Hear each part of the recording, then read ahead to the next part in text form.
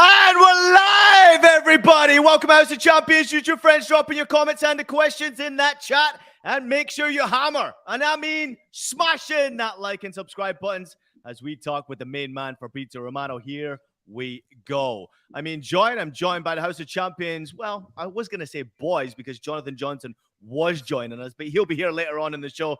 There's Michael Lahoud, my man, right there. Plus, we got the hardest working and most Italian man on the internet. Yes, that's right, Fabrizio Romano. Fab, how are you doing? All great, my friend. Thank you. Happy to be here, as always, with a busy week with Chelsea again.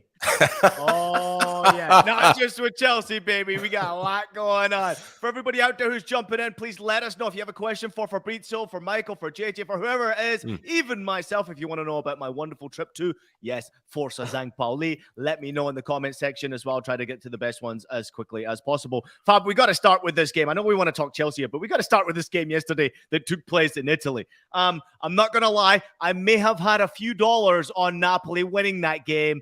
And no, Milano turned up. Rafa Leao turned up. Wow, what a result that was, man. Honestly, big surprising result and big performance by Milan, but I'm not that surprised with Milan winning, because Napoli, of course, they don't have Osimhen, and I think for Milan, that kind of reaction was needed. Of course, I was not expecting a 4-0. That's incredible to see Milan in that shape. Not just Rafa Leao, but I think also Brahim Diaz had a fantastic game, Alexis Saelemaekers in the second half. So the approach was perfect, and I think they also want to send a message to Napoli, of course, for the upcoming games in the Champions League. That was crucial for Stefano Pioli, for the squad, for the team, after a really difficult moment for Milan in the Serie A. They are doing very well in Europe, not that well in Serie A, and so they needed that kind of strong message. So I was expecting a good Milan performance, but honestly, 4-0 is incredible, is unbelievable, and so congrats to them because they absolutely destroyed Napoli, and we know how complicated it is to do that this season. Fab, with a performance like this by Leao and Milan, how does this impact his future at the San Siro? Yes, from what I understand, the negotiations are still ongoing between AC Milan and Rafa Leao. So there is a concrete negotiation, concrete talks to extend his contract. Milan have offered him important money, huge money to the Italian football, honestly, because it's around 7 million euros net per season salary with a long-term deal. So this is a really important contract, and so the negotiations are still ongoing. I'm also told that the family of Rafa Leao is trying also to protect a bit the player because there is a lot of pressure here in Italy on this contract extension for Leao. Let's remind that he's out of contract next summer 2024. So it's a dangerous situation for Milan, and they have to make sure they can have this new contract signed as soon as possible. So let's see how it will evolve, but the negotiation is still there. The conversation is ongoing, and for Milan, that would be absolutely crucial to keep Rafa Leao to extend his contract. And let me mention also another thing, Brahim Diaz, because we said about Brahim having a fantastic game, but Brahim is on loan from Real Madrid. He will go back to Real Madrid at the end of the season. Let's see if Milan and Real Madrid can find a way together on a fee. But from what I understand, Real Madrid are prepared to offer Brahim Diaz a new long-term contract. So let's keep an eye on Brahim and Real Madrid and not just Milan in this case. Yeah, outstanding performance from Leao, but also Brahim Diaz. Diaz in the first half. Wow. Oh, my gosh. Oh. Absolutely tore it up there. All right, we got many Chelsea fans who are in the comments right now. Ask Chelsea questions. What's happening with Chelsea? Hey, Fabrizio, what's the latest? I mean, Graham Potter fired after only, 31 games in charge. He had a 39% win rate, the lowest rate of any permanent manager in the 21st century when it comes to the Premier League. I mean, why now? Why make this decision now? Let's talk about Potter's decision, obviously, with Chelsea to let him go right now. Why now? I don't get it. From what I understand, they wanted to give it a shock to the squad after a really difficult moment. As you mentioned, the numbers are very clear, but Chelsea always protected and supported the manager in February, in March, in difficult moments. But then after the Aston Villa game, they had a feeling that something different was needed also into the dressing room. Some of the players were not happy at all. The feeling also on the pitch is that they needed some different kind of energy. And so Chelsea were waiting and waiting because they always wanted to protect Graham Potter. They spent big money to appoint Graham Potter in September. They trusted him, his ideas, his project for a long time. I think he also has some excuses, some points in his favor because many players joined in January. Chelsea are rebuilding everything, so it's not just Graham Potter in this case.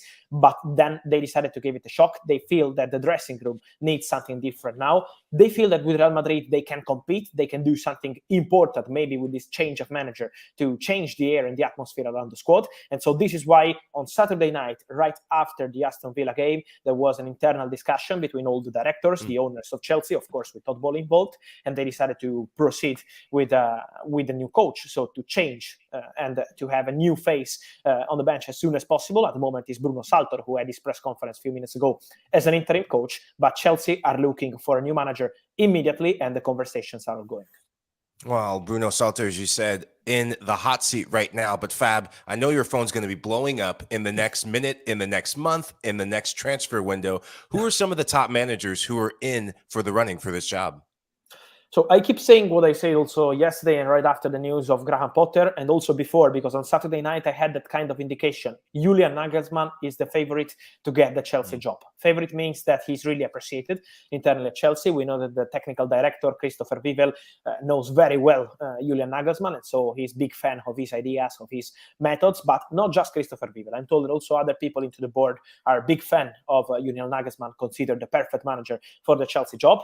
But we also know that Chelsea is not just about one single person. There is Todd Bowley, Bedadek Dali, and all the directors. It's like 5, 6, 7 people deciding all together for the new coach. And this is a crucial step.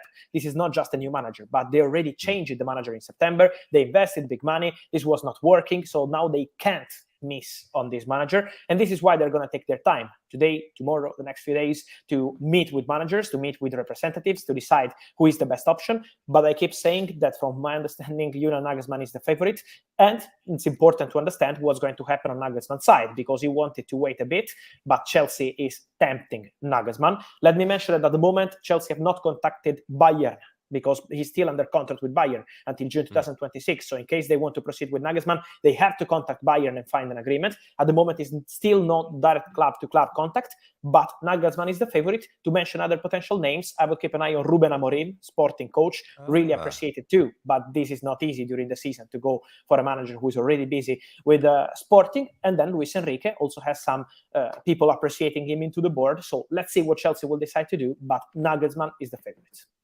We hear a lot about what's happening at Chelsea Football Club with people going there, people wanting to go there. Nagelsmann, obviously, I would imagine would be the favourites. Why wouldn't he be? He's a young coach. He's obviously had a rough go at Bayern Munich, but we all know he's a top coach. So it'll be interesting to see how he handles that type of pressure. And I think Chelsea needs some sort of structure. So Julian Nagelsmann brings a determination.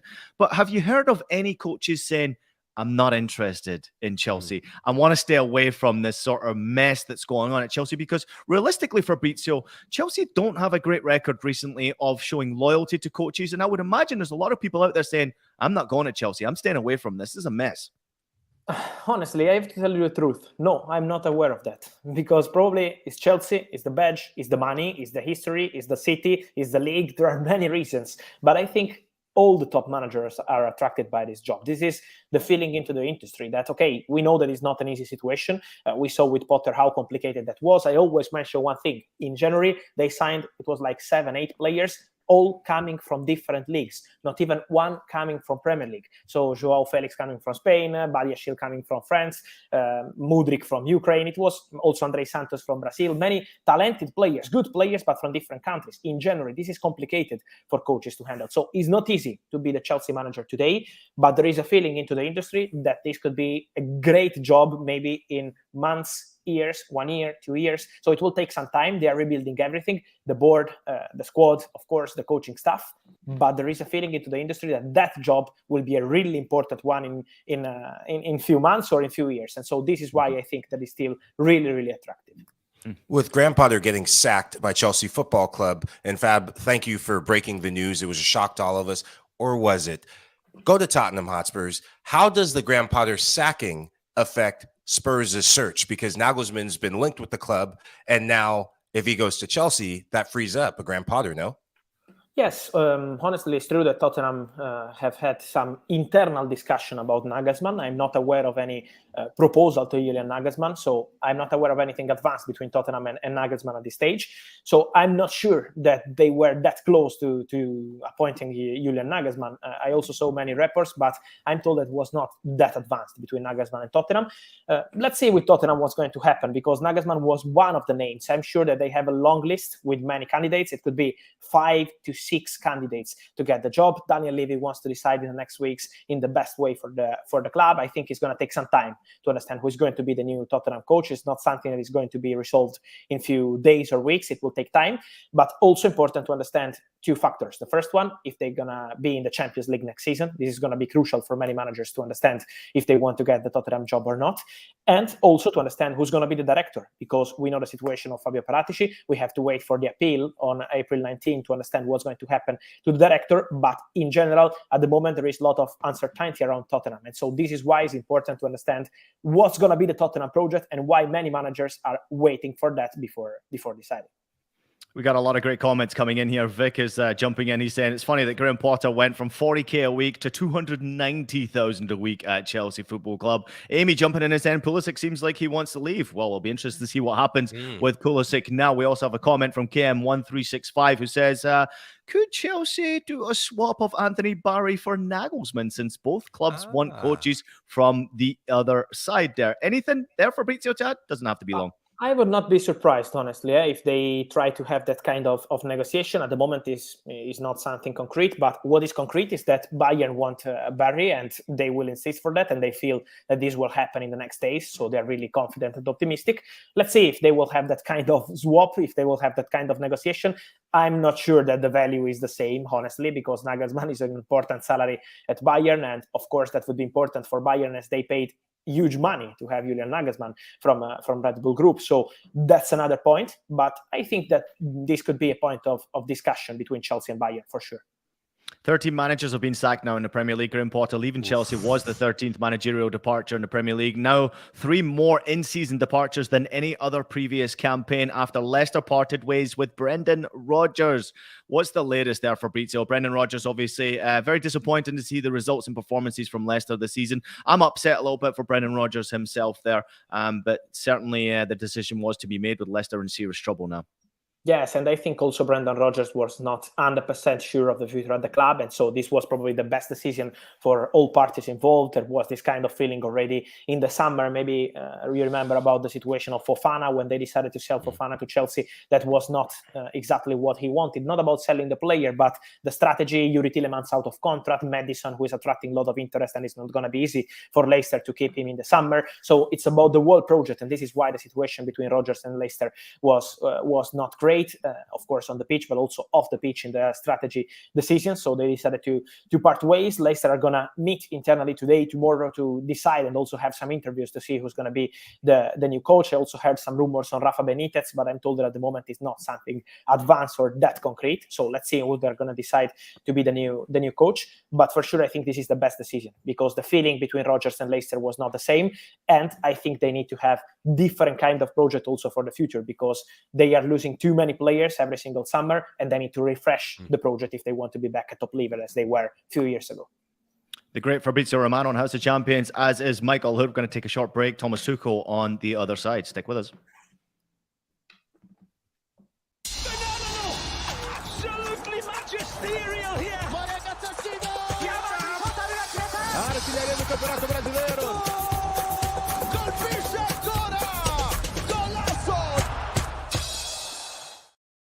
All right, before we get into Thomas Tuchel, welcome back, everybody, to House of Champions. Fabrizio Romano is with us here, myself and Michael Lahoud, my co-host today. Jonathan Johnson will be joining us a little bit later on. Before we get into Thomas Tuchel, I just want to touch upon the fact that our very own James Benge asked an interesting question to Mikel Arteta about, Trossard and his assists this season. And it was an interesting response from Mikel Arteta. I thought it was quite fantastic. I don't know if producer Des has got the clip there that he can throw it up, but just take a listen to his answer. You arrived at your club in 10 Premier League teams. In your wildest dreams, could you have imagined him making such an impact? I have very wild dreams. Fabrizio Romano, I can't even begin to imagine the dreams that you were having. I thought that response was awesome from Arteta. He's clearly a happy man right now, but certainly there has been some Arsenal news of late, particularly around Emil Smith-Rowe, potentially about his future. What's the latest on Arsenal before we move on to the Bayern debut of Thomas Tuchel? I think it's about Arsenal. It's really similar to Napoli situation. What we always mention about Napoli is basically the same for Arsenal. They don't want to have any kind of distraction about players joining, players leaving. They want to live the dream. They want to win the Premier League. And so they're trying to isolate the squad, not to have any kind of distraction, only positive news. And when I mention positive news, I mention new contracts because Bukayo Saka will sign a new deal with Arsenal very soon. Everything has been agreed. And trust me, this is like a new signing because when you have a player like Saka out of contract in summer 24, that was was a dangerous situation, and Arsenal have been perfect in their strategy to keep the players. So new deal signing is really imminent. And then William Saliba, because there will be more conversations with William Saliba very soon to try to extend his contract too. There is a conversation ongoing with his agents. More talks will take place very soon. And so this is the mission for Arsenal, to keep the players they have and then to plan for the summer. But I think it's going to be a busy summer for Arsenal. They will try to go to the next step of the project, so to bring in important players. They had kind of rebuilding in the last 2 years, but now they want to bring in maybe 1, 2, 3 important players. And so let's see what they're going to plan. I'm sure midfielders, offensive players, maybe a fullback. This could be the market for Arsenal, but now the full focus is on the Premier League 3.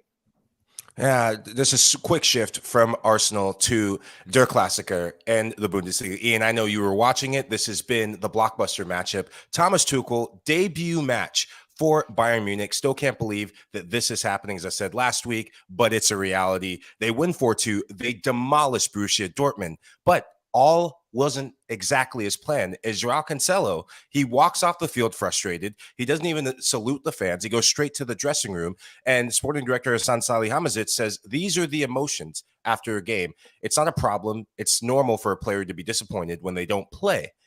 Should Thomas Tuchel be concerned? And what's the latest with Joao Cancelo's contract, because he's on loan to Bayern Munich? Yes, honestly, I'm not surprised with that. I think Cancelo is a fantastic player, fantastic fullback, maybe one of the best in the world. It's not for me to say. I think it's really clear that Cancelo is an incredible player when he's on the pitch. But when he's on the bench or he's not playing, he's absolutely not happy at all. He is really frustrated. And so you will never see Cancelo happy if he's not playing. This is his attitude. This is his behavior. He's always like this. And I think this is one of the reasons why Cancelo is now on loan. That is still surprising to see Cancelo and loan in the same sentence, because he's an incredible player. But he's on loan because he was not happy at Manchester City by not playing. And they decided to part ways in January. So there is the situation. Cancelo wants to play. If he's not playing, he's always going to look for something different. So from what I heard, Bayern and Tuchel will speak very soon about the situation of Joao Cancelo. There will be a conversation like end of April, beginning of May, to decide how they want to negotiate with Manchester City, if they want to negotiate with Manchester City, because from what I understand, Bayern will not trigger the buy option. So it's impossible to see Bayern paying 70 million euros for Joao Cancelo. It's not about Cancelo. It's that Bayern does spend crazy money on one single player, and this is not going to happen for a fullback for sure in general. But for Joao Cancelo, the option could be to negotiate Bayern, Manchester City at the end of the season. At the moment, this is not decided yet. Bayern want to take their time. They want to play Cancelo in the next weeks, because Tuchel in the press conference today spoke very well of Cancelo. He said, I love him. I'm convinced this kind of player will be really important for him in this final part of the season. So I'm sure he will play in the final games, but it's also important to understand how much Bayern are prepared to spend for Cancelo, because I'm not sure there is going to be anything close to 50, 60 million euros, way less than this. Yeah, listen, we got about 45 more questions with you, Fabrizio Romano, but we got no more time. We got about a few minutes left with you, Fab, before we do let you go. So I want to turn my attention to, obviously, another El Clasico coming up there. We have the Copa del Rey second leg to look forward to. Really, everyone's looking forward to that. But let's talk some Barcelona news before we touch on Real Madrid and let you go. George Messi, once again, talking about Messi's future, potentially what could happen there. Obviously, issues with Gaultier, we hear. But I'm also hearing that there has been maybe a meeting between Barcelona and Messi. And at the end of the day, is it even possible that we could see Messi back at Barcelona with all these rules and regulations against Barca's transfers now? I think what happened on last Friday, was really crucial, because for the very first time, Barcelona Vice President Rafa Just admitted that there are contacts between the camp of Leo Messi, so his father George, and Barcelona. So there are discussions. For sure, Barcelona want Leo Messi. This is very clear. I think also Xavi was very clear before the game on the press conference. He was stating again that he would love to have Leo Messi. That would be absolutely perfect for him to have Messi back to Barcelona. And from what I understand, the calls of Xavi Hernandez are something really frequent in the last few weeks with Leo Messi. So he's trying, they are trying, but at the moment, while we're speaking, there is not an official proposal from Barcelona to Leo Messi. So it's not that they are negotiating length of the contract, salary, or this kind of things. At the moment, they are showing an intention to bring Messi back, for sure. At the moment, situation between Messi and PSG is on standby. So he has a proposal from Paris Saint-Germain. In that case, yes, PSG, they made their proposal in March, but Messi is not accepting, as he wants to understand who's going to be the coach, what kind of project it will be, how many players they will change. And so between Messi and PSG, at the moment, the bid is on the table, but not accepted accepted yet. And with Barcelona, he knows they want him, the intention is there, but there are two crucial points. Juan Laporta, the relationship between the president and Messi, that has to be discussed between Laporta and Messi to change the situation, president-player, and then the financial fair play. The financial fair play is crucial part of the story. To make a bid to Leo Messi, they need to clarify the situation on the financial fair play. And so these 2 points are the crucial ones to understand if Messi can make this incredible return to Barca in the summer. Yeah, Vab, very quick for me. Ansu Fati, not getting as many minutes. He's been plagued with injuries. His father, Bori Fati, comes out and starts complaining about playing time. Are there any suitors for the 20-year-old? I think, yes, something could happen with Premier League clubs because they always had an interest in Ansu Fati. It was Manchester United 2 years ago, other clubs 1 year ago asking about the situation of Ansu Fati. But there is one point. We saw the statement from the father, Bori Fati, in public. But from what I understand, Ansu Fati, on his idea is to stay at Barcelona. He would love to stay at Barca. He wants to fight and stay for the players Barcelona. Also, he scored during the weekend, so the message was pretty good, I think, on the player side. And so Ansu Fati wants to stay. Xavi wants Ansu Fati to stay. Let's see how it will continue in the next weeks, if they will continue to perform, if Ansu Fati will keep scoring, and then we see in the summer, because at the moment this is a possibility for Premier League clubs, but not something advanced. Fabrizio, we got to let you go, but before I do, I have an absolutely wild question, because I also have wild dreams like Arteta, okay? In my head, Fabrizio, I'm wanting to watch more La Liga. I love watching La Liga because Lewandowski is now there. I'm a huge Lewandowski fan. I think everybody knows that. But I want to see the top players play at the best clubs. Is there a possibility that we could see Messi back at Barcelona and that we could see Mbappe at Real Madrid? Ooh. Is that possible, or am I crazy? At the moment, honestly, I think Paris Saint-Germain are not going to lose both Mbappe and Messi in the same moment. That would be insane for PSG. But I'm sure PSG will fight to keep Mbappe as long as possible. So it's not going to be easy at all. But in the future, who knows? Let's see. Fabrizio Romano. Golf clap, Michael Hood, for Fabrizio. Yeah. He brings it as always. Everybody, make sure you go follow Fabrizio on his social media platforms. Also, very active on the podcast and YouTube platform. So go follow him on every content that he provides. Yeah, always top class stuff. Fabrizio, we love you, man. Thank you so much. Thank you, guys. See you soon here on Ciao, Champions. Thank you. All right, everybody, stick around. We got more from the House of Champions boys when we come back, and we'll also throw in Jonathan Johnson. That's with us next.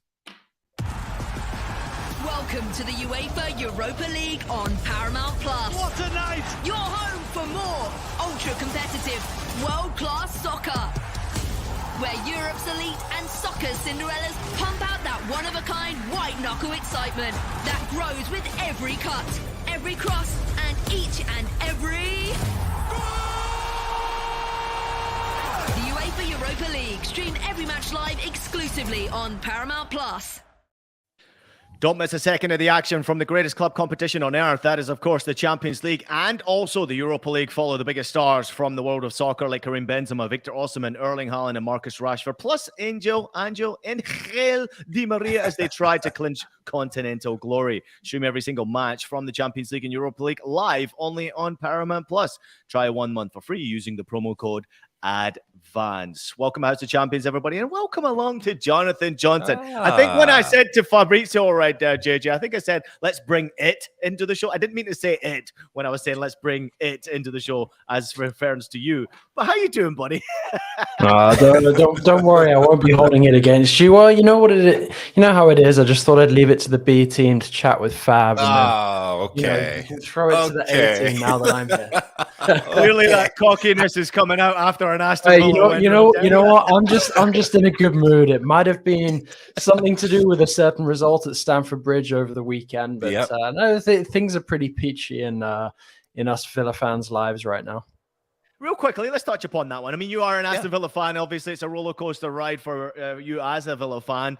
You've certainly had some lows, but recently been riding the highs. But that performance at the weekend was very, very good, and certainly shows great signs for the future for Aston Villa. But also, what did you learn from Chelsea while you were watching your boys dismantle them? Nothing, really that we haven't already discussed. I just think it's still Chelsea, from top to bottom are just still devoid of, some sort of like identity, some kind of plan. So, to say that I was shocked that Graham Potter was axed, I wasn't particularly. I kind of think it's a bit of an ironic twist, given the fact that he could have taken the Villa job after Steven Gerrard, left. Mm. Didn't. Then he goes and takes the Chelsea job, and his last game as Chelsea boss is a defeat to Villa, which is the club he grew up supporting, coming from Solihull, which is where I come from as well. But I can't say that I'm surprised. In fact, the only thing I think that I am perhaps surprised about was that it took this long, for Chelsea to actually drop into the bottom half of the table before the axe, fell, because they are now in massive risk of, not making the Champions League spots. I've got a piece coming out later today, sort of looking at the candidates, sort of fighting for third spot, third and fourth spot, basically the two remaining Champions League ones. If we assume that Arsenal and City are going to finish as two of those top four. And okay, Villa are long shots in that, but they're actually sort of in that discussion now when you look at the form they've put together recently under Unai Emery. And I think for us Villa fans, even to be in with a shout of European football, given the way that our season went at the very beginning, really unhappy times under Steven Gerrard. Sure, disappointing to have dropped out of both domestic cups so early. But equally, we could talk about sort of the result over the weekend, sort of indicating how bad things are at Chelsea. Look at the money that Chelsea have spent. Yeah, Villa have spent quite big in relative terms, but nothing sort of on the same level as Chelsea. And when you look at what somebody like Unai Emery is doing with what's been made available to him since he came in, he's doing a very impressive job. And it kind of mirrors the situation that Emery didn't want to walk into with Newcastle last season, which Eddie Howe obviously is now doing a fine job in. So I'm just curious to see, how much further Emery can take it between now and the end of the season. Yeah, great stuff as well, JJ. I mean, obviously, everybody look out for what JJ is dropping on cbssports.com as well. But we have to give a little applause to one of our listeners and one of our followers for a long time. Aaron Alexander just jumping in the comments here and saying, guys, I am back from military service. Thanks for the shout out months ago. Came back safe and sound, and Arsenal are still top of the table. So first and foremost, thank you for your service, Aaron Alexander. And so glad you're healthy and back safe and sound. One of our loyal listeners, and we've got so many out there. So everybody continue to throw in the comments and like, subscribe, and share the show as much as you possibly can, as I'm sure Aaron did with all of his military servicemen and women around the world. All right, we got to turn to it because unfortunately it's my job to do so, Mike. Newcastle looked pretty goddamn good against Manchester United this weekend, getting a victory 2-0 against Manchester United. They move into third place now in goal difference. The fight for the top four is well and truly on. Overall, your thoughts on the game? Newcastle, to me, looked very good. My father, Manchester United fan, texted me before the game and said, I'm going to put some money on United. I said, you might as well go in the back garden and burn your money, because that is a difficult place to go play. Oh, man, I've never been so happy to have my mother-in-law in town, because I had to watch the game on tape delay. If I had watched it live, I would have thrown a chair through the damn window. And Aaron, thank you for bringing some positivity and some light into my world. Much needed. Horrific weekend for all my teams, because I got 19 teams in world football, the top of the barrel being Manchester United. The game was lost in midfield, I think. Newcastle dominated the middle of the park, and two players who were not in that Leagues Cup final didn't get in the 11. Joe Willock. It just had to be Joe Willock, the former Arsenal man. For Arsenal players around the world, Balogun, Joe Willock, Bukayo Saka, these guys scoring goals at the weekend. It just has to be just that sort of vibe. I don't like it as a United fan, and I didn't like what I saw. Newcastle, Alexander Isak, United didn't have an answer for him. There was such a mismatch between he and Martinez, and that's been a question mark. At the start of the season, we saw teams dominate against United. Brentford did sort of that sort of thing against the mismatch between Martinez in terms of his height. But Newcastle, there's a bit of a revival, much needed win against United. And I'm worried about this Manchester United run-in. As a United fan, I'm still confident because we still have Casemiro waiting in the wings. We need him. We're dependent on him. But McTominay, not the sort of performance you're expecting after a very good international break. He and Sabitzer can never play again together again. If that happens, I'm going to ask my mother-in-law to come back in town, and I'm not watching the damn game. Is this not a bit, I'm not going to say ungrateful, Mike, but is it not like maybe over-exaggerating a little bit? Because you look at United's situation in the table, I mean, they're still in the top four, in with a shout of FA Cup success, Europa League as well. So it's, it's not all doom and gloom.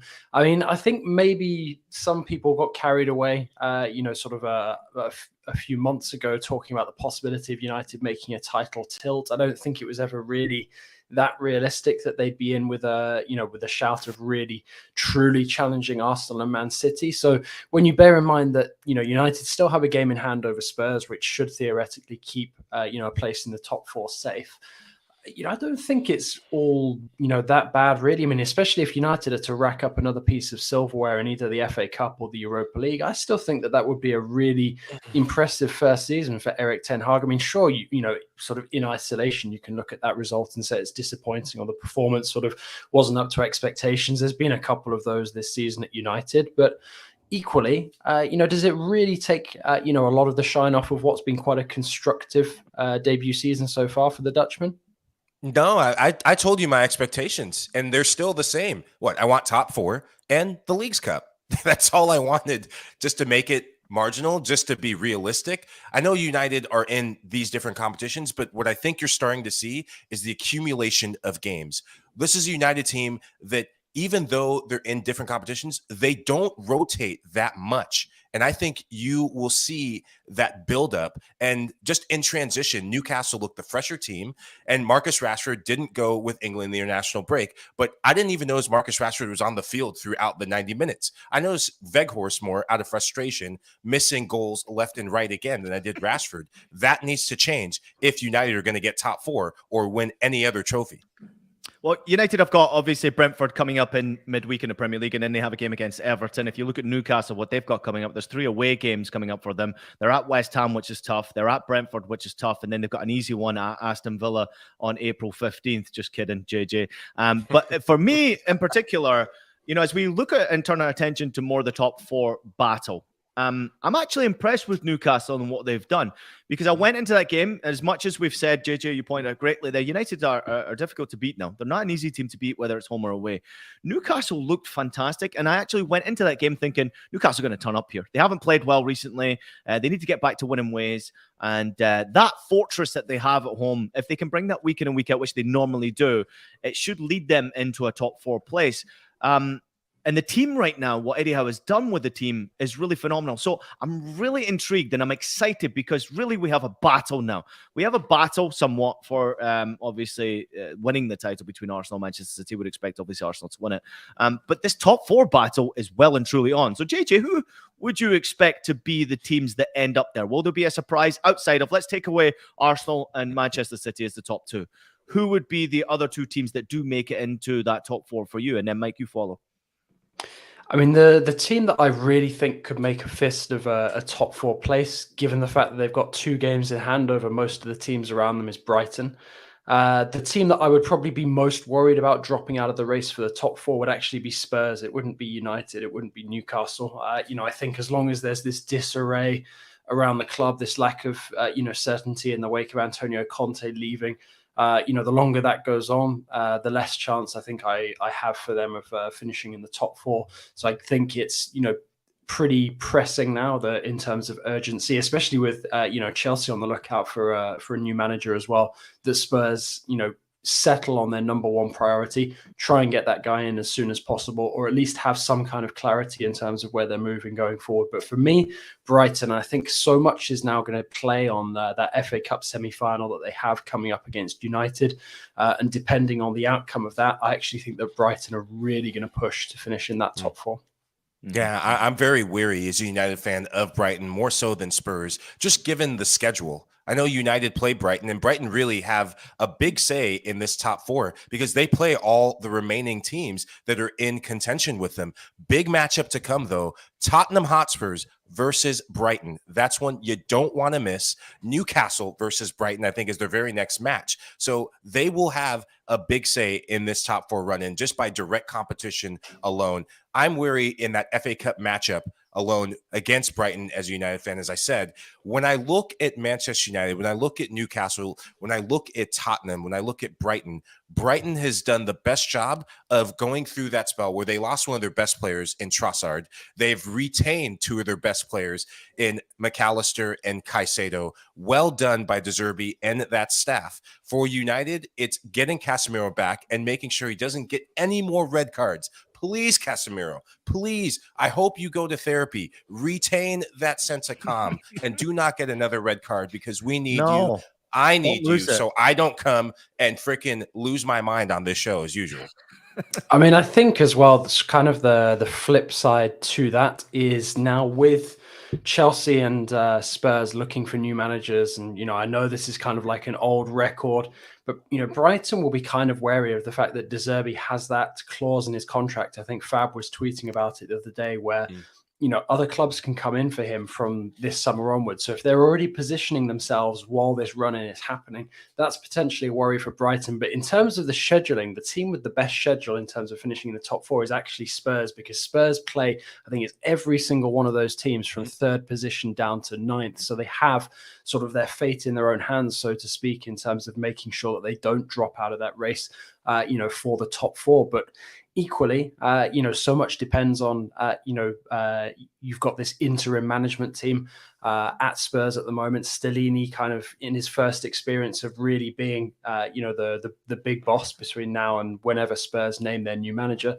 So I think that is definitely something that's going to play a factor in this race for top four, because it is still a really good opportunity for Spurs given the games that they have coming up. We have Amy and we have Rafa in the chat right here. I'm not sure if they're living in the same household here, but they both say Arsenal, Manchester City, Newcastle, and Brighton in that order, and written perfectly as well. So nice to see.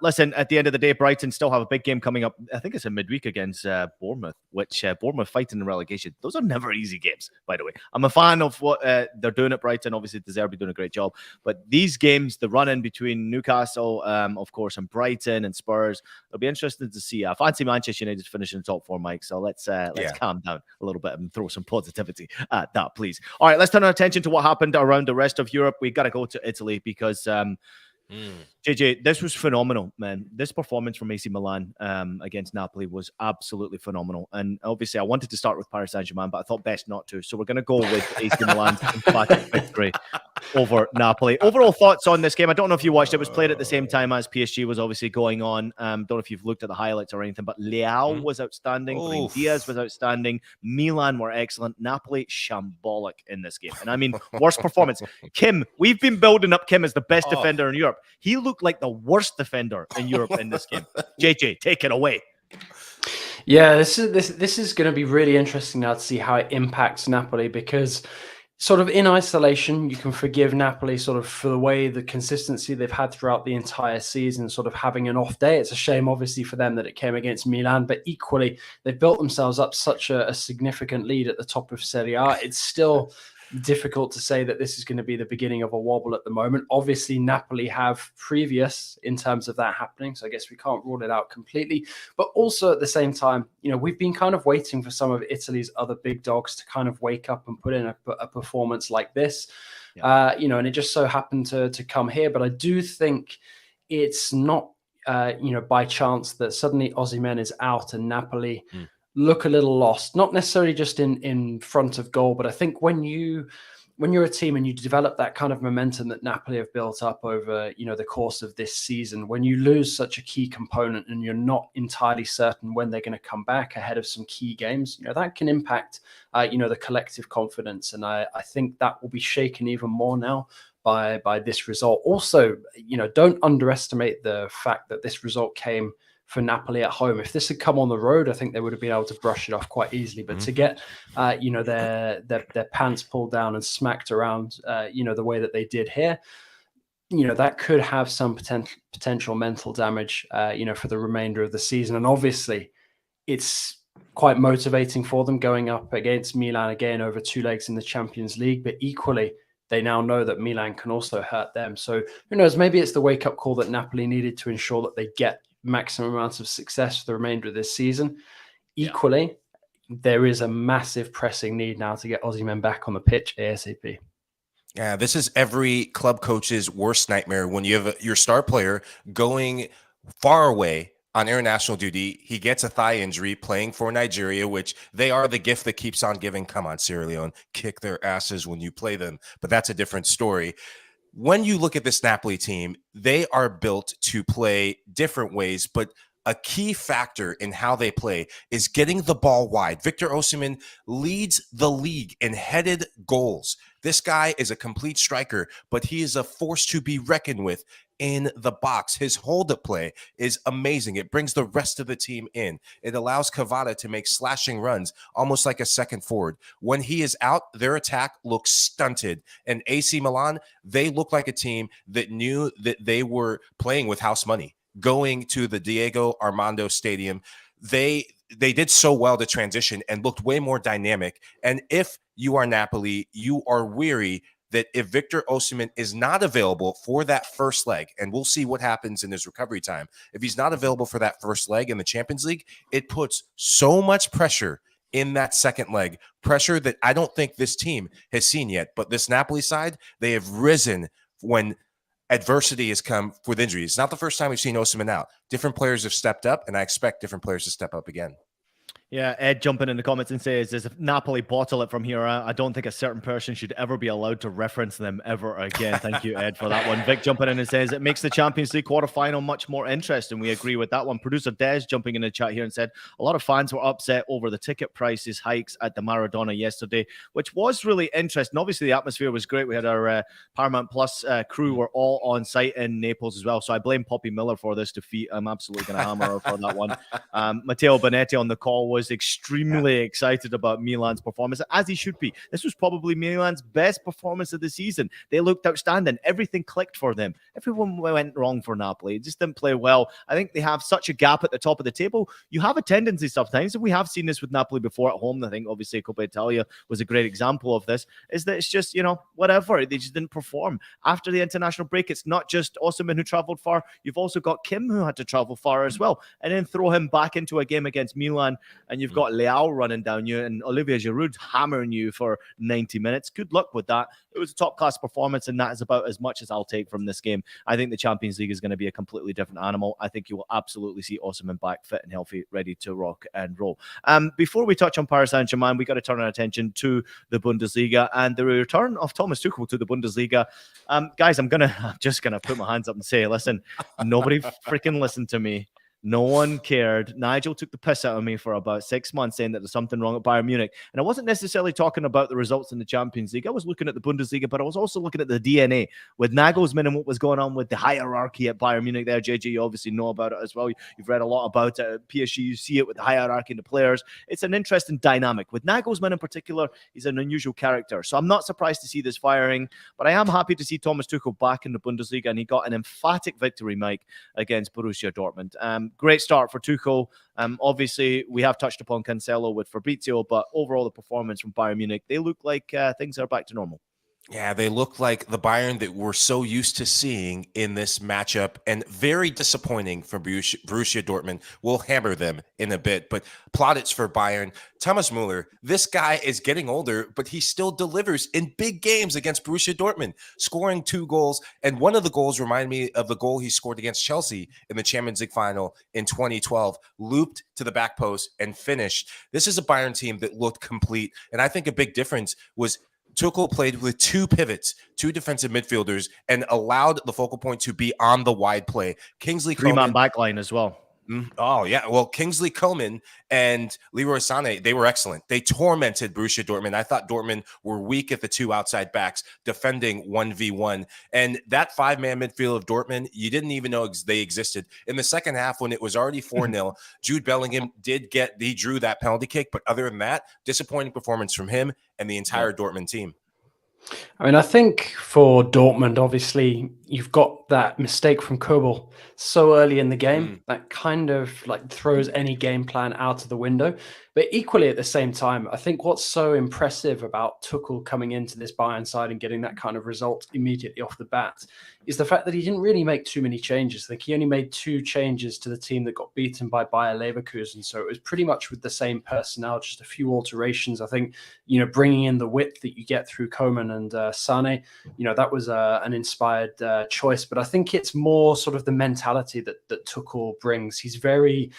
he's unforgiving. He's very intense. He doesn't let up. And, I think Bayern have missed that ruthlessness And, somebody like Muller particularly thrives in it. That his best spells throughout his career, he's, made a living for himself, being ruthless in front of goal, making the most of even half chances. And that, I think, was perhaps the most impressive thing about Tuchel's first outing, because you saw with those 2 Dortmund goals late on that there are still a few questions about that Bayern defense. I know I keep banging on about the Frenchies playing at the back for Bayern, but there are still some question marks about it. But don't get me wrong. I think that Bayern and Tuchel is a very good match, a better match than Nagelsmann. And I think one that probably suits the Bayern squad a bit better as well. And this is bad news for Pep Guardiola and City, because they would have been looking at Bayern under Nagelsmann, really fancying their chances to get to the next round in the Champions League. And then suddenly Bayern are a completely different animal now. This is my opinion here, though, right? This is a different Bayern Munich now. Now, we had obviously our private group chat, which we go on about, who's favorites now, can Bayern beat Man City and all this sort of stuff. I still see that Bayern don't have that killer, and nothing against Tuchel. What he's doing is phenomenal, and at his age to be performing like that, he's probably at the right place right now, because he's getting a lot of chances created for him, and he could really turn up and damage Manchester City. And certainly Bayern are now a contender once again, as far as I'm concerned, in the Champions League. This is realistic now, because you throw in this coach here with this mentality. JJ, you obviously know Tuchel from his time at PSG. He has a commandment on the training ground. I watched, because I'm weird like this, right? I watched his first training session online, and the way he communicated with the players, he took no BS, right? Everybody shut up and listened to him. And he is a commanding figure. Everyone has to respect what Thomas Tuchel has done in his career, his young career, by the way. Phenomenal what he's achieved already. I wouldn't put it past Bayern Munich having a real opportunity of knocking Manchester City out here. Am I wrong here, Mike? JJ, am I wrong? JJ, I'll let you take this one, because I'm very intrigued. I mean, how can we say that's wrong, though, when Tuchel has rocked up mid-season at Chelsea and won the Champions League? He has previous in doing this. And I think something as well that you have to take into account with Tuchel is Tuchel's not always sort of a long-term fit with clubs, because he likes to clash with the hierarchy. It's really important to him that he gets his way and that his authority is, completely total at all times when he's in charge of a club. Perhaps Bayern will allow him to have that, given what he's achieved now. Certainly since he left Germany with Dortmund, what he did with PSG, what he then did with Chelsea as well. But equally, I don't see how we can write Tuchel off. Tuchel was the one who masterminded Guardiola losing in the final, with City back in 2021, not even 2 years ago. So, I think, I'm not going to say that Bayern are my favorites for the Champions League just yet, because like Ian pointed out, on top of those defensive issues that I was talking about, you still have the question marks over sort of the prolific source of goals, because I agree, I don't think Choupo is going to be that guy. And obviously there's big questions still over Sadio Mane and whether he's going to be able to be back and contributing between now and the end of the season at the best of his abilities. But equally, when you look at the quality that Bayern have, you can never write them out, and I think especially at this stage of the tournament, and Guardiola starts tinkering around with his tactics, second guessing his game plans, you don't want to be doing that in the face of Thomas Tuchel. Final thoughts before we get out of here, JJ. We'll leave it to you, because Paris Saint-Germain shit the bed once again. Yeah, it's you know what? It was a really strange one, because the atmosphere is actually pretty good pre-match. The players and the fans looked up for it for about 15 to 20 minutes, and then it all just fell to pieces. And I think if you can't make the most of a really positive atmosphere like that, despite the fact that there's relatively little left to play for, then that suggests that there's something really, properly broken with the players, with the coaching staff. Obviously there's a lot of speculation about Galtier. It doesn't look good for him, and sort of beyond the end of this season, as well as for a number of the PSG players and these overpaid star names who have once again failed to deliver. But you can't rule out PSG throwing away the 6-point lead they have at the top of Ligue 1 at the moment. I know you guys have missed me banging on about Lens the last couple of months. They come to Paris in 2 weeks' time. They're 6 points behind. They could close the gap this weekend to 3 points. And PSG have to go to Nice, which isn't an easy away day. So, there is still the possibility that this suddenly turns into a title fight for PSG. And if it does, if they do have to scrap, I have to say, based on what I've seen from them so far in 2023, they're not up for it.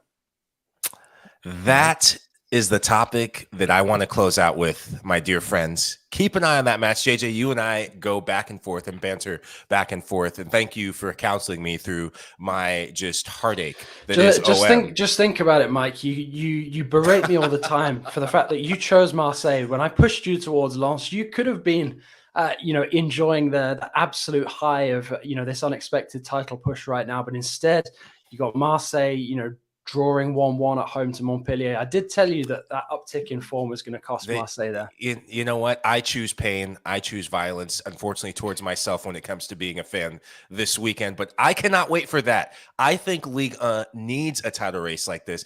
Watching Ligue 1 in seasons past, the Monacos, seeing teams, Lille's, what they've done, it's going to be so exciting in the run-in for that game. I will be watching, not just as a new OM fan, but just as a growing Ligue 1 fan. All right, let's get out of here, boys. That was a great show today. Thank you so much for joining us, Michael Lahoud and Jonathan Johnson. Thanks to everybody for tuning in. Of course, to House of Champions, please make sure you like and subscribe and follow and share the show as much as you possibly can. Just a reminder to everybody out there, we will be back on Wednesday, post El Clasico, obviously, to review what's been going on Tuesday and Wednesday. A lot of games going on across the board. There's cup competitions in France, in Italy, in Germany. Premier League's going on in England as well. And of course, in Spain, Copa del Rey with that second leg. Looking forward to that one.